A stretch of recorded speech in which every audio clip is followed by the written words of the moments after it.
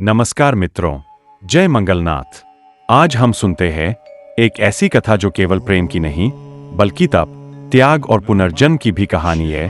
भगवान शिव और माता सती की कथा। हर हर महादेव। बहुत प्राचीन काल की बात है। दक्ष प्रजापति की पुत्री सती परम सुंदर, गुणवान और भगवती की अंश थीं। सती बचपन से ही भगवान शिव की भक्त थीं। जैसे जैसे वह बड़ी हुईं, उनका शिव जी से लगाव और गहरा होता गया।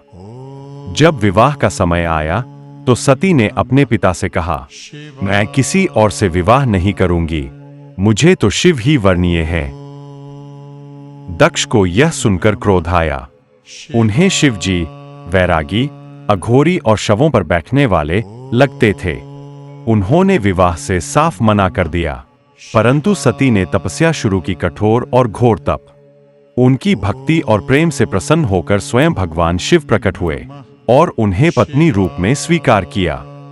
सती और शिव का विवाह संपन्न हुआ। देवता, गंधर्व और समस्त ब्रह्मांड ने आनंद मनाया। समय बीता।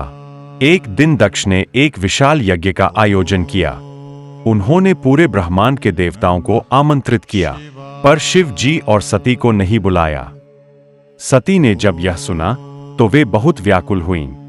उन्होंने शिव से कहा, प्रभु, मैं अपने पिता के यज्ञ में जाना चाहती हूं। शिव जी ने शांत स्वर में उत्तर दिया, सती, जहां अपमान हो वहां जाना उचित नहीं। दक्ष को यदि हमारा आदर नहीं तो वहां जाना व्यर्थ है। परंतु सती फिर भी गईं। यज्ञ स्थल पर जाकर उन्होंने देखा, शिव जी का कोई स्थान नहीं था। कुछ ऋषि उनका अपमान कर रहे थे और स्वयं दक्ष ने शिव को कपालधारी, अपवित्र कहकर तिरस्कार किया।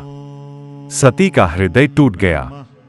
जिस शिव को मैं पति मानकर पूजती हूं, उनका अपमान मेरे पिता कर रहे हैं।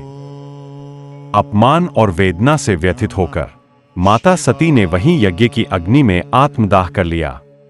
पूरा ब्रह्मांड कांप उठा। जब यह समाचार शिव को मिला, उन्होंने क्रोध में अपने जटाओं से वीरभद्र को उत्पन्न किया।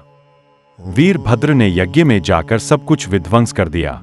दक्ष का सिर काट डाला। शिव स्वयं सती के जले हुए शरीर को लेकर पागलों की तरह ब्रह्मांड में विचरण करने लगे।